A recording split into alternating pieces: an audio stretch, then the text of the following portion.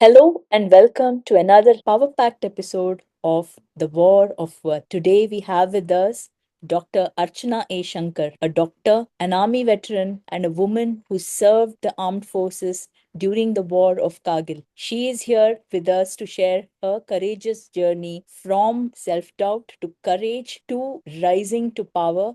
And now she is in her mission where she wants to heal the healers with her ancient wisdom and the power from the universe. Let's welcome Archana. Thank you for joining the War of Worth. Thank you, Nisha. Thank you for having me on this podcast, The War of Earth. It is an amazing, powerful podcast. I have seen a few episodes, and the powerful insights, stories, conversations that are shared are truly inspiring. So, thank you for creating the space of giving voice to the stories of transformation. Before we jump into what you currently do, I want you to talk to our audience a little bit about your early life. Tell us about your growing years, any particular incidents, any milestones that you want them to know, which shaped who you are today. So, Nisha, I was born in a small town what of Ranchi, which is now the capital of Jharkhand. I am the middle of three siblings. I Mm, have an elder brother and a younger sister. So the entire schooling was done at Ranchi. mm, And I was a studious, you can call me a nerd. So I stuck to studies, tried to give my best in everything. There, at that time, when we were children, there were only two venues that we had to go mm, into. That was either go into engineering or be a doctor. I was very much focused on engineering at that time, mm. but my elder brother had already done engineering. So my dad was like, एक doctor होना चाहिए घर में. Since I was good in this in studies, naturally was shown the path of medicine, and which is a great thing. It changed my life forever. Wow, it's interesting. And the exact opposite of what happened to you happened in my life. I actually wanted to become a doctor, but my family thought that I was too meek because I used to get scared looking at blood and all of that. So they used to say, you will not make a good doctor. Family has a great influence on our career choices. Back in those times, we didn't have a lot of say or exposure, so to speak. Yes, definitely. You are right. So I think somewhere it's also a divine calling that if we didn't like what we were doing, we would have left that and done something else. So if you stayed in that for that long, it means you were destined to be a doctor to heal Yes. patients and Universe works in mysterious ways. You are shown the path that you're supposed to take. That's right. what I believe. Tell us about your first post. I did read your book and I've heard you on some other podcasts as well. I do know that your first posting happened in Kargil. I mean, just imagine just out of the college and going onto a battleground. Tell our audience a little more as to how did you even survive and what happened and Nisha, it was a shock to the system, to tell you frankly. I was just out of internship in the army. Before our batch got posted, the lady officers,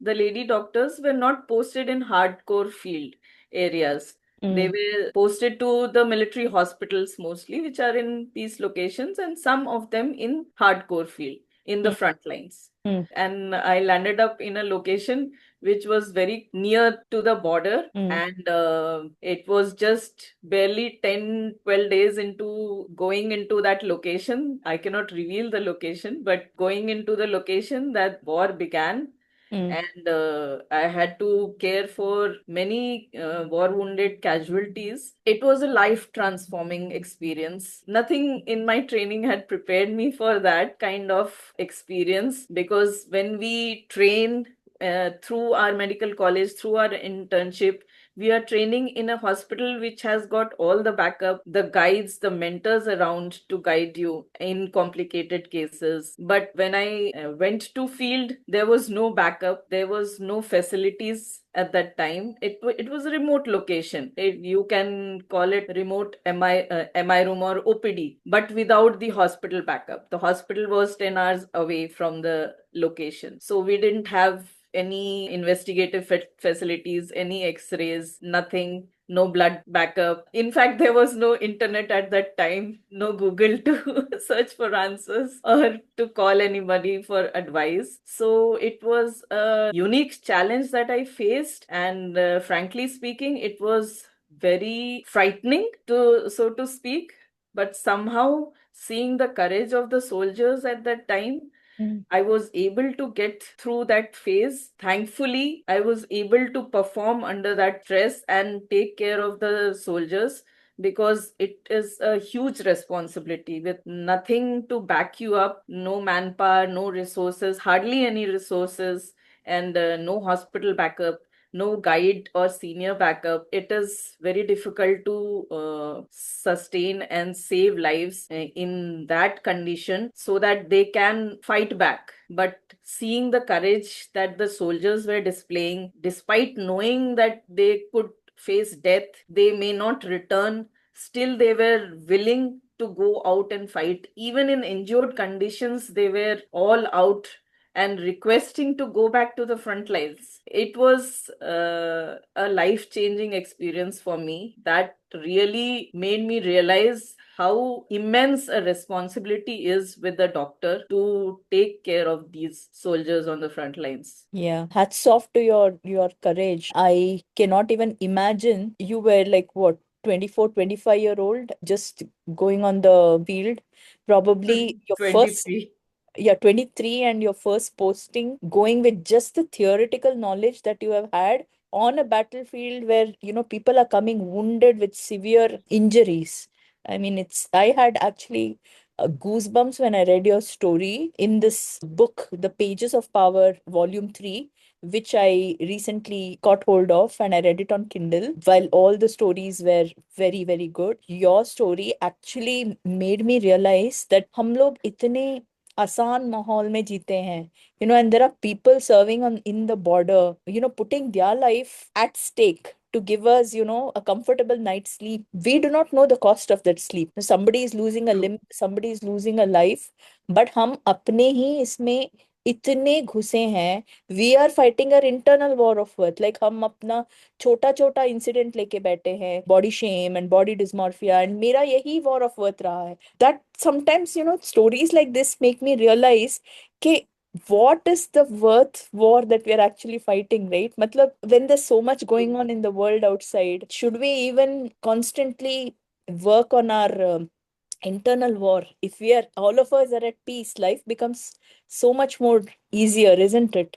These wars may not exist. So I wanted to ask you, Dr. Archana, were there any moments in your life where you've also gone through similar situations with either body image or self-worth, or these kind of things? Yeah, Nisha, thank you for asking that question. I am a short-heighted, dark-skinned girl. So in my initial schooling days, I was very badly bullied in school.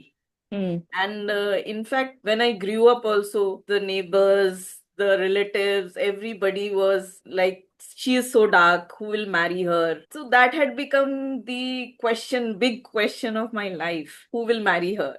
Hmm.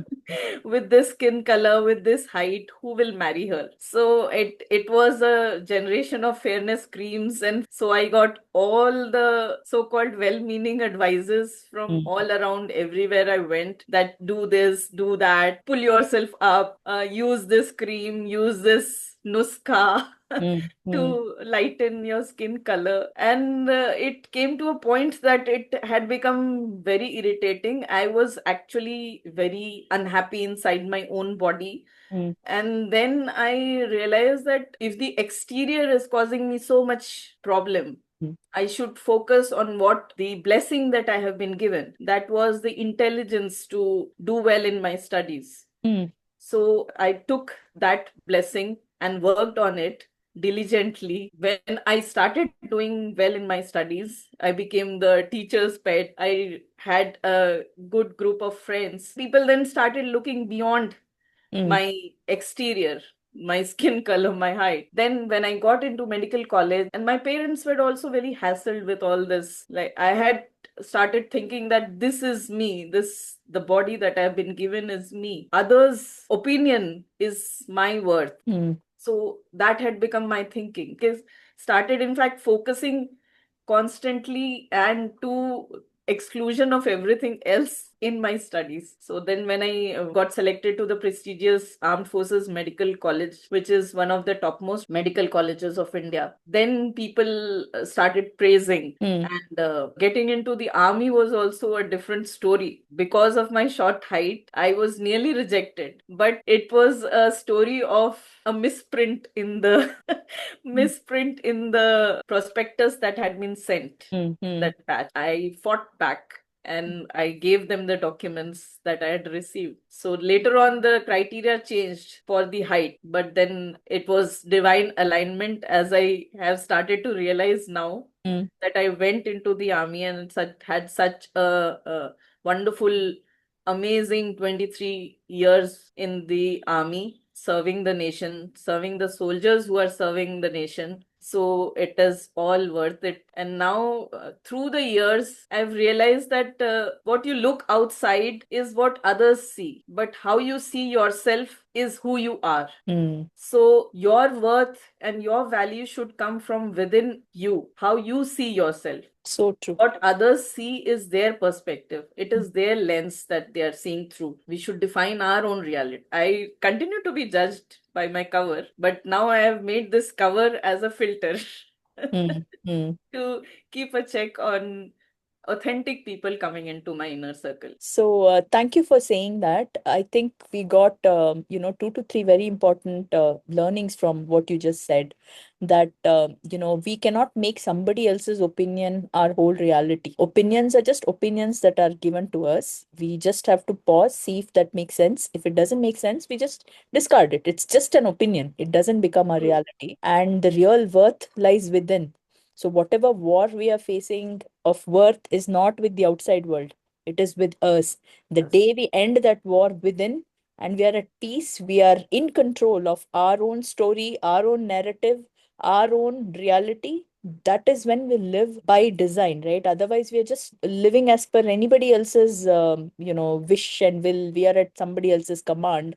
But the real change or transformation happens when we start owning our own worth. There's so much to learn from your life, and those who haven't really read her stories or heard her authentic voice, you should definitely go and pick up her books. She's already authored two books, and maybe you should talk a little bit about your books as well, Archana, and her own story of her transformation through the Kargil War was really amazing. It is Pages of Power, Volume 3.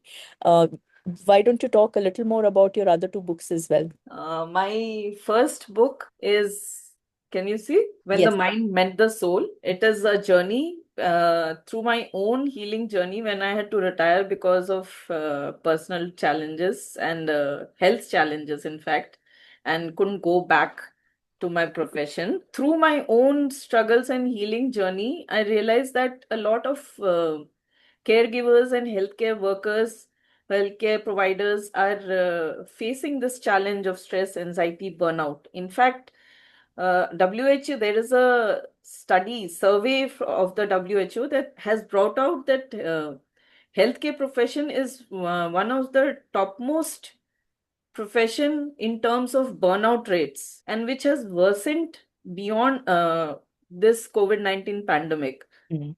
It has become worse, and many professionals are healthcare professionals are quitting the profession or succumbing to substance abuse or even quitting on life. And this is creating a huge burden on the already growing need for healthcare providers in Mm. the nation, not in the nation, even globally.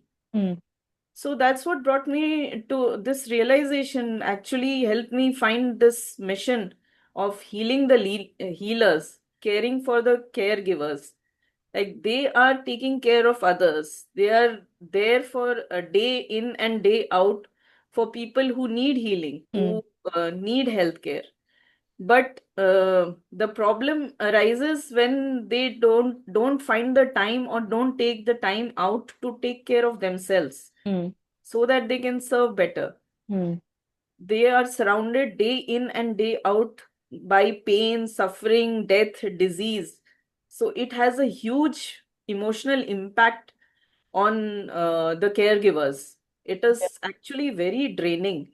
mm, And unless they start taking care of themselves, it impacts their life, personal lives, professional lives. Anxiety rates are rising, the work stress and work life imbalance is increasing, the burnout rates are rising, the skilled professionals leaving the profession is rising. To highlight these problems, I have started writing these stories of resilience and revival, emotional revival in healthcare.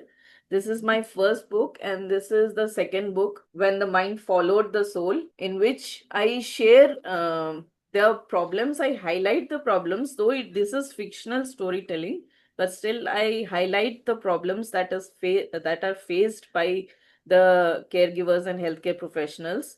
mm, And I also shared steps that they can easily and effectively start taking care of themselves and start healing from the inside so that they can balance their own life as well as take care of others better, to serve better. Through my writing, through my stories, I'm trying to put forward the message that the healers also need healing. They take in so much of pain that surrounds in their environment every day. There is a lot of stigma attached to them speaking about yeah, their mental health issues, their emotional traumas. People are generally silent about it. They don't come out. And that creates a ripple effect, vicious cycle, so to speak, of downfall, increasing stress, increasing anxiety, depression, substance use, and all that. So I am trying to be the voice of the silent caregivers and trying to spread the awareness of how important it is to care for our caregivers. yeah, that is so true. I mean, we go to the doctors, we take help from them, but we don't realize how it might be to constantly be in that zone where you're meeting people coming with very low energy states, right? And energy does get mixed up. And thank you for bringing that important point out. We never think about that. For us, doctor is someone who's just उसके पास जाते हैं, वो हमको medicine देते हैं, हम खुश हो जाते हैं. उसके बाद हम डॉक्टर को तभी याद करते हैं जब फिर से हम बीमार हो. We don't know what happens to the doctor. So thank you so much for highlighting that. It's also a reminder for me that, next time I go to a doctor, and I should also ask them how they are doing. We never ask a doctor. True. Now that you're here wanting to become the voice for the healers and you want to help them, what are your next plans in this journey? Like, Nisha, right now I'm working on books, storytelling. I want to bring out the hard facts, the statistics, and the real life stories of caregivers and healthcare providers who have succumbed to this stress, anxiety, tension, and how big the problem is, and authentic steps that they can incorporate in their life, in their daily routine, mm, to combat that, to develop and build emotional resilience, mm, to not just survive, but thrive in this environment. Quitting is not an option. mm, It is a huge responsibility on the shoulders of the doctor. When patients come to us with pain, in suffering, they think doctors are next to God. That was the narrative. Though that is not the case. We are humans and we try to do our best with the circumstances that we are in. Not always do we get success. Not every case has a happy ending. The blame game has started increasing. The distrust between the doctor and patient has started increasing, which mm, is a very sad state of affairs. In our times, there was more faith mm, between the doctor and the patient that helped us heal them through our intuition as well. Even when we didn't have facilities, we didn't have investigative services that we have today, the trust between the doctor and patient helped the healing. And it was like a doctor साहब के पास गए तो हम ठीक हो ही जाएंगे. mm, That was the belief. and that belief led to healing. Mm. But now things are not the same. There are a lot of violence against doctors, healthcare providers are fighting against. It has become like a war, not a space for healing. Mm. And that is impacting even the healthcare providers. Imagine Mm. you're going into your workspace and you don't know whether you will be assaulted or you will be hit back or you will be pulled into a court case. So, if you're working in that environment, can you give your 100% to that patient? Mm. You are forever thinking how to protect yourself. Mm. That is why there are so many tests being written, so many investigative things being done, which are not always necessary. The environment that a caregiver is working in should be of trust, so that the doctor can do justice to the patient to the best of his or her ability. That is all they can do. It is not always that you can create magic or miracle, but we can do 100% to the best of our ability, to the best of our learning, to the best of the facilities that are with us to care for the patient. That is what the patients also need to understand. The relatives also need to understand that by mistrusting, by blaming, they are creating that same energy field, which is expanding and which is causing a ripple effect both ways. And in such a space, I believe healing cannot take place. Such a space, true healing cannot take place. Yeah. That is why it is so important for both sides to understand Mm. that healing is built on trust. Yeah. I think it's also important for people to understand that doctors are also humans at the end of the day. And, there is a certain larger game at play, and there is, whether we believe it or not, everything is divinely connect more. There's a alignment of things, and things have to happen at a certain time.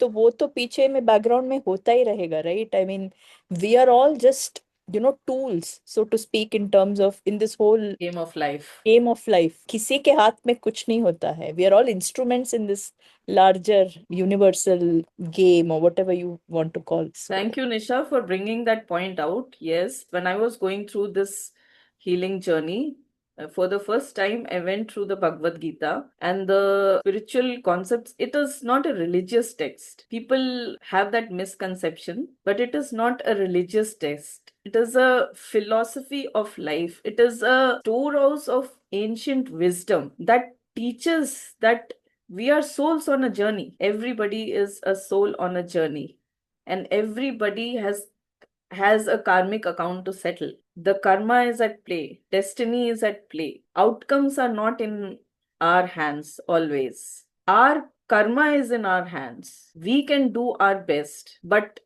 the fruits of that action is not in our hands, not for us to ask for. So that is a profound wisdom that I learned, that everything happens for the good, no matter what. Even the worst circumstances, the worst challenges, the toughest trials that we go through are a way of making us stronger, invoking our inner strength, inner powers, and helping us recognize what we have within us to come out and fight back stronger. We are standing here, both of us, because of the circumstances that we went through. You would not be conducting this podcast if you had not gone through what you went through in life. And I would not be sitting here telling you my story if I hadn't gone through what I went through in my life. It is all divine alignment at work. Every challenge in life comes with a lesson. When we focus on the lesson, we grow. But when we get stuck in the challenge and we feel ourselves as a victim, then we stay stuck in that position. wow, that was profound. From Bhagavad Gita to the direction we take, whether we are going to be stuck in the challenge or whether we take the lesson and move ahead. I think that is what makes the difference between surviving and thriving. True. Think our audience is really going to get a lot of value from this brief conversation that we have had. And before we wrap up, I really want you to tell our audience what are some of those things that you do on an everyday basis to ground yourself or balance yourself, or maybe a few healing tips or anything that you want to share which will be of value to our viewers. Actually, meditation is no longer a choice. Those who say they don't have time for meditation should be taking double the time for meditation, practicing meditation. One thing that I don't skip any day is meditation. I wake up, I align my energies, ground myself. There are various forms of meditation. You can just listen to Om chanting, you can chant Om yourself, you can focus on your breathing, or you can connect with the divine energies and energize yourself for the day. Set your intentions early in the morning, first thing, and bless your day. The next thing that is very powerful is gratitude. Gratitude is something that changed my life from a victim of circumstances to in charge of my creating my destiny. So that is something that I practice daily, anytime something happens to me, whether good, bad, I express my gratitude. It is non negotiable for me.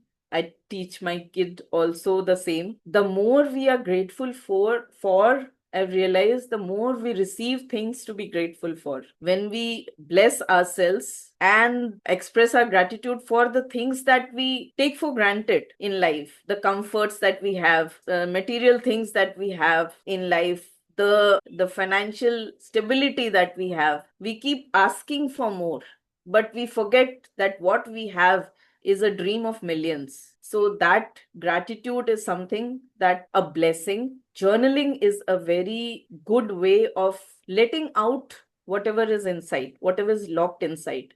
Many people, like I am an introvert and I have very difficult time expressing my emotions. So when you get stuck inside, when you are at war with yourself, journaling is the best way to take out those emotions. You can burn the paper, you can throw the paper, tear the paper, flush it down the drain, doesn't matter. But once it's out from here, it is out from your mind. So letting go of all that is keeping you stuck is something that helps one clear the clutter in the mind. And then the more you start clearing the clutter in the mind, the more you can listen to your inner voice. You can listen to the inner compass that directs you, that gives you the clear path of where to go, where not to go, what is good, what is right. It is all there. The answers are there inside, but we need to just silence the noise Correct. to listen to the voice within. Wow. So the answers can only be found when there is stillness. With all the chaos going on, it is impossible for us to hear the real voice comes with divine alignment or something that comes from the higher power. So for us to figure out the direction that we want to take or big decisions in life, if we are going to make those in chaos, then the result also will be very, very similar. But if we take those decisions being in control of ourselves, experience that stillness, and it is coming from a much more deeper aligned vision. I think those are the decisions that really will go a long way in living a life by design. Very profound, Dr. Archana. Think of it, a doctor who served in the army, someone who believes in science and, talking about healing and universe. I see more and more doctors today getting into the energy field and talking about divinity and universe and all of that. It also makes me wonder that everything is connected, even religion to science to universe to they're also beautifully connected, and it's also divine alignment that you and I are talking today. It was such True. a great conversation, and I really want to thank you for spending this time with our viewers. Despite your packed schedule, I know that you have a vacation coming up and you still took up time slot to, talk to our viewers. I really appreciate that from the bottom of my heart. It was wonderful talking to you. Thank you. Thank you, Nisha. Like I said, it is my honor to be in this podcast. The war of words, the words revolution that have you have started is something that every woman needs to hear and watch. And the stories shared here, the people, the guests that you invite, they are such strong voices in their own space, in their own field. They are doing such good work that you cannot help but be inspired by the stories that you're sharing. So it is a wonderful space that you have created, and may your podcast keep spreading the message that the more you declutter your inner environment, the more you stabilize your inner world. The Yes. outside validation, the opinion of others, the perspectives that surround us doesn't matter at all. It is you, and what you think of yourself is what matters. And your worth should be decided by you and not anybody else.